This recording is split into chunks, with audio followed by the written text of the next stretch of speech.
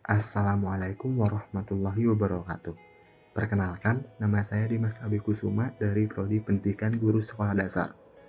Dalam video ini, saya akan membahas mengenai salah satu contoh dari metode pembelajaran Student Centered Learning. Baik, langsung saja ke pembahasannya. Model pembelajaran kontekstual teaching and learning adalah merupakan proses pembelajaran yang holistik dan bertujuan membantu siswa untuk memahami makna materi ajar dan mengaitkan dengan konteks kehidupan mereka sehari-hari, sehingga siswa memiliki pengetahuan atau keterampilan yang dinamis dan fleksibel untuk mengkonstruksi sendiri secara aktif pemahamannya. Pengertian pembelajaran kontekstual. Menurut Debdiknas, pada tahun 2003, kata kontekstual berasal dari kata konteks, yang berarti hubungan, suasana, dan keadaan. Adapun pengertian CTL atau Contextual Teaching Learning menurut tim penulis Debdiknas, yaitu pembelajaran kontekstual adalah konsep belajar yang membantu guru mengaitkan antara materi yang diajarkannya dengan situasi dunia nyata siswa dan mendorong siswa membuat hubungan antara pengetahuan yang dimilikinya dengan penerapannya dalam kehidupan sehari-hari mereka dengan melibatkan 7 komponen utama pembelajaran efektif, yaitu konstruktivisme, bertanya, menemukan, masyarakat belajar, pemodelan, refleksi, dan penelitian sebenarnya. Menurut Yolanda pada tahun 2014, pembelajaran CTL itu merupakan konsep di mana guru menghadirkan dunia nyata ke dalam kelas dan mendorong siswa membuat hubungan antara pengetahuan yang dimiliki dengan penerapannya dalam kehidupan mereka sehari-hari. Sementara siswa memperoleh pengetahuan dan keterampilan dari konteks yang terbatasi sedikit demi sedikit dan dari proses mengkonstruksi sendiri sebagai bekal untuk memecahkan masalah dalam kehidupannya sebagai anggota masyarakat. Pendapat lain juga menurut Sumiyanti dan Asra pada tahun 2007 bahwa pembelajaran CTL ini mengutamakan pada pengetahuan dan pengalaman atau dunia nyata, berpikir tingkat tinggi, berpusat pada siswa aktif, kritis, kreatif, memecahkan masalah, siswa belajar menyenangkan, mengasyikkan, tidak membosankan, dan menggunakan berbagai sumber belajar.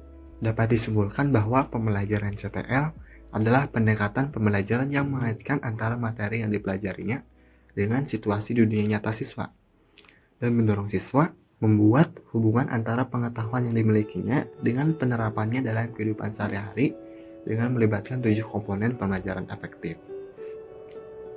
Selanjutnya, karakteristik pembelajaran kontekstual.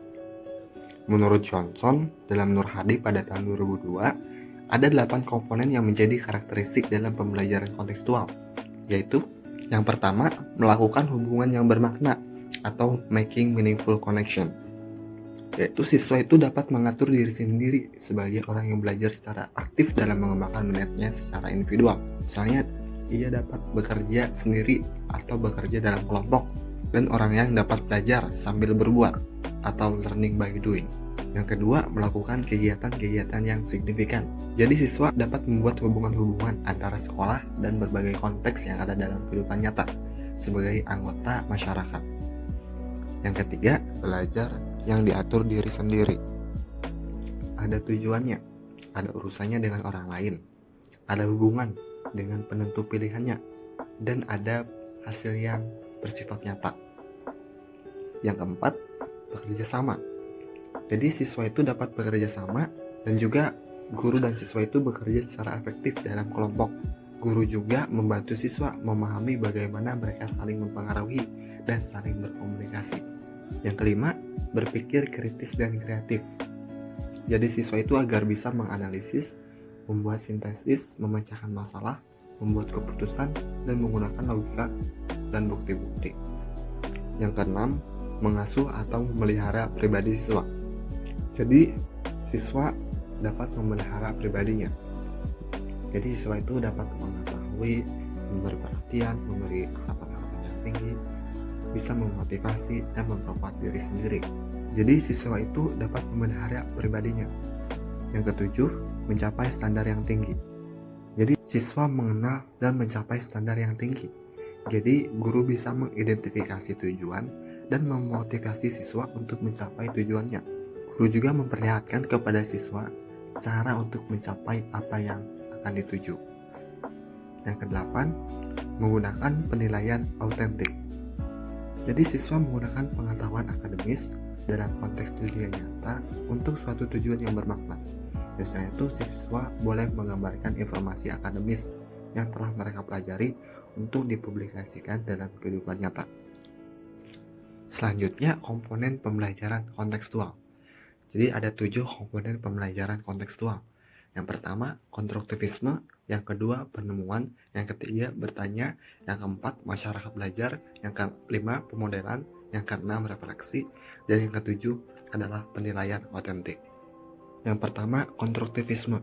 Menurut Sadirman pada tahun 2009, konstruktivisme adalah mengembangkan pemikiran siswa akan belajar lebih bermakna dengan cara mereka sendiri dan mengkonstruksi sendiri pengetahuan dan keterampilan barunya. Menurut Sadirman juga, teori ini merupakan landasan berpikir bagi pendekatan contextual teaching learning. Jadi, pengetahuan nyata bagi para siswa adalah sesuatu yang dibangun atau ditemukan oleh siswa itu sendiri. Jadi, pengetahuan bukanlah separakan fakta, konsep, atau kaidah yang diingat siswa, tetapi harus mengkonstruksi pengetahuan itu kemudian memberi makna melalui pengalaman nyata. Yang kedua yaitu menemukan atau inquiry adalah proses pembelajaran yang didasarkan pada proses pencarian penemuan melalui proses berpikir secara sistematis, yaitu proses pemindahan dari pengamatan menjadi pemahaman, sehingga siswa belajar menggunakan keterampilan berpikir kritis.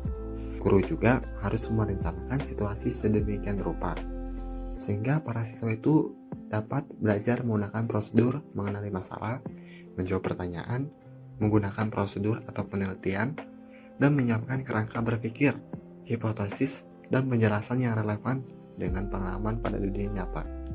Yang ketiga, bertanya. Bertanya yaitu mengembangkan sifat ingin tahu siswa melalui dialog interaktif melalui tanya jawab oleh keseluruhan unsur yang terlibat dalam komunitas belajar. Dengan penerapan bertanya, pembelajaran akan lebih hidup, akan mendorong proses dan hasil pembelajaran yang lebih luas dan mendalam. Dengan mengajukan pertanyaan, mendorong siswa untuk selalu bersikap tidak menerima suatu pendapat. Ini dapat mendorong sikap siswa selalu ingin mengetahui berbagai teori dan dapat mendorong siswa untuk belajar lebih jauh. Yang keempat, masyarakat belajar. Ialah hasil pembelajaran yang diperoleh dari kerjasama dengan orang lain.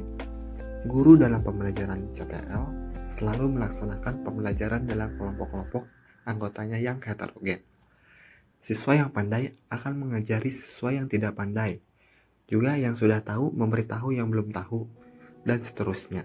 Dalam praktik masyarakat belajar, terwujud dalam pembentukan kelompok kecil, kelompok besar, mendatangkan ahli kelas yang dapat bekerja sama secara paralel, atau bekerja kelompok dengan kelas di atasnya, atau juga bekerja sama dengan masyarakat. Yang kelima yaitu pemodelan. Dalam pembelajaran keterampilan atau pengetahuan tertentu, perlu adanya model yang bisa ditiru oleh siswa. Model dalam hal ini bisa berupa cara mengoperasikan, atau juga cara melempar atau menendang bola dalam olahraga, atau juga cara melafalkan dalam bahasa asing, atau juga guru memberi contoh cara mengerjakan sesuatu. Guru menjadi model dan memberikan contoh untuk dilihat dan ditiru. Apapun yang dilakukan guru, maka guru akan bertindak sebagai model bagi siswa. Ketika guru sanggup melakukan sesuatu, maka siswa pun akan berpikir sama bahwa dia bisa melakukannya. Yang keenam, refleksi. Refleksi merupakan upaya melihat, mengorganisir, menganalisis, mengklarifikasi, dan mengevaluasi hal-hal yang telah dipelajari. Refleksi praktik di kelas dirancang pada setiap akhir pembelajaran, yaitu dengan cara guru menyisakan waktu untuk memberikan kesempatan bagi para siswa melakukan refleksi berupa pertanyaan langsung siswa tentang apa yang diperoleh setelah melakukan pembelajaran, atau catatan yang ada di buku siswa, atau juga kesan dan saran siswa mengenai pembelajaran di hari itu. Bisa juga diskusi atau juga hasil karya. Yang ketujuh, penilaian otentik. Pencapaian siswa tidak cukup hanya diukur dengan tes saja. Hasil belajar hendaknya diukur dengan asesmen autentik yang bisa menyediakan informasi yang benar dan akurat mengenai apa yang benar-benar diketahui dan dapat dilakukan oleh siswa atau tentang kualitas program pendidikan. Penilaian otentik merupakan proses pengumpulan berbagai data untuk memberikan gambaran perkembangan belajar siswa. Data ini dapat berupa tes tertulis, proyek, karya siswa, penampilan presentasi. Selanjutnya, prinsip-prinsip dalam pembelajaran kontekstual. Model pembelajaran kontekstual mengacu pada sejumlah prinsip dasar pembelajaran. Menurut Ditjen Dikdasmen Depdiknas pada tahun 2002, dalam Gafur pada tahun 2003 menyebutkan bahwa kurikulum dan pembelajaran kontekstual perlu didasarkan pada prinsip-prinsip.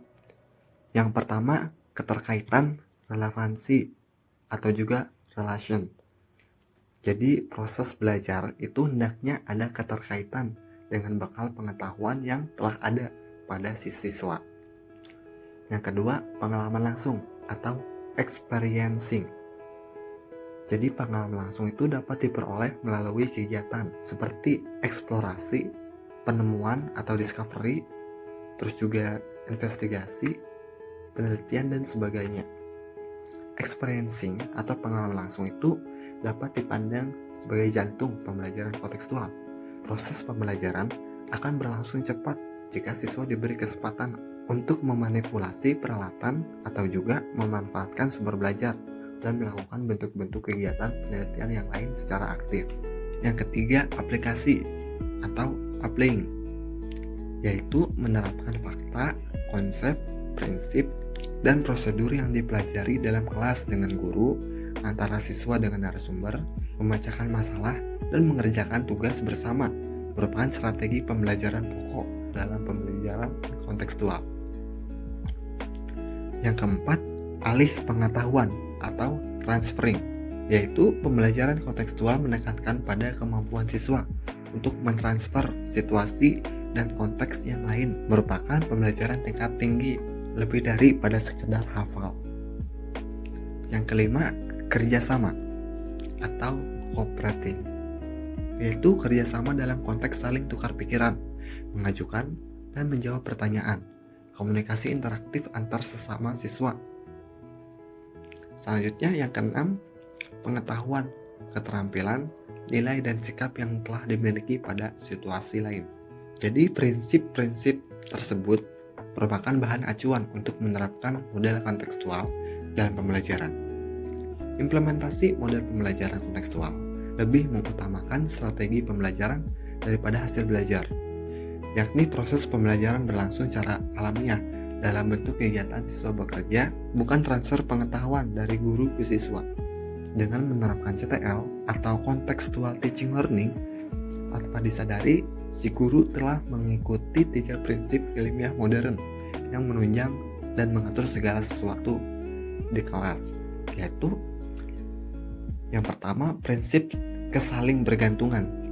Dalam CTL atau Contextual Teaching Learning, prinsip kesaling bergantungan mengajak para pendidik atau guru untuk mengenali keterkaitan mereka dengan pendidik lainnya, dengan siswa-siswa, dengan masyarakat, dan dengan lingkungannya. Prinsip kesaling bergantungan itu mengajak siswa untuk saling bekerja sama, saling mengutarakan pendapat, saling mendengarkan untuk menemukan persoalan, merancang rencana, dan mencari permasalahan. Yang kedua, prinsip diferensiasi. Prinsip diferensiasi merujuk pada dorongan terus-menerus dari alam semesta untuk menghasilkan keragaman, perbedaan, dan keunikan. Dalam CTL, prinsip diferensiasi membebaskan para siswa untuk menjelajahi bakat pribadi, memunculkan cara belajar masing-masing individu, berkembang dengan langkah mereka sendiri. Yang ketiga, prinsip pengaturan diri. Prinsip kesaling bergantungan mengajarkan bahwa segala sesuatu di dunia ini saling bergantung dan saling berhubungan. Prinsip pengaturan diri menyatakan bahwa segala sesuatu itu diatur, dipertahankan, dan disadari oleh diri sendiri. Prinsip ini mengajak para siswa untuk mengeluarkan seluruh potensinya. Siswa itu menerima tanggung jawab atas keputusan dan perilakunya sendiri, juga menilai, membuat pilihan, mengembangkan rencana, menganalisis informasi, juga menciptakan solusi dengan kritis. Selanjutnya, kegiatan dan strategi pembelajaran kontekstual. Kegiatan dan strategi pembelajaran kontekstual itu berupa kombinasi dari kegiatan-kegiatan. Yang pertama itu pembelajaran otentik atau authentic instruction, yaitu pembelajaran yang memungkinkan siswa belajar dalam konteks yang bermakna sehingga menguatkan ikatan pemikiran dan keterampilan memecahkan masalah-masalah penting dalam kehidupannya. Yang kedua, pembelajaran berbasis inquiry atau inquiry based learning, yaitu memaknakan strategi pembelajaran dengan metode sains sehingga diperoleh pembelajaran yang bermakna. Yang ketiga, pembelajaran berbasis masalah atau problem based learning, yaitu pendekatan pembelajaran yang menggunakan masalah-masalah yang ada di dunia ini atau di sekeliling siswa sebagai konteks belajar kritis dan keterampilan memecahkan masalah, dan untuk memperoleh konsep utama dari suatu mata pelajaran. Yang keempat, pembelajaran layanan atau serve learning, yaitu metode pembelajaran yang menggabungkan layanan masyarakat dengan struktur sekolah atau merefleksikan layanan, menekatkan hubungan antar layanan yang dialami dan pembelajaran akademik di sekolah. Yang kelima, pembelajaran berbasis kerja atau work-based learning, yaitu pendekatan pembelajaran yang menggunakan konteks tempat kerja dan membahas konsep mata pelajaran di lapangan. Prinsip kegiatan pembelajaran ini pada dasarnya adalah penekanan pada penerapan konsep mata pelajaran di lapangan dan menggunakan masalah-masalah lapangan untuk dibahas di sekolah. Selanjutnya, langkah-langkah pembelajaran kontekstual. Langkah-langkah pembelajaran kontekstual teaching learning yaitu sebagai berikut.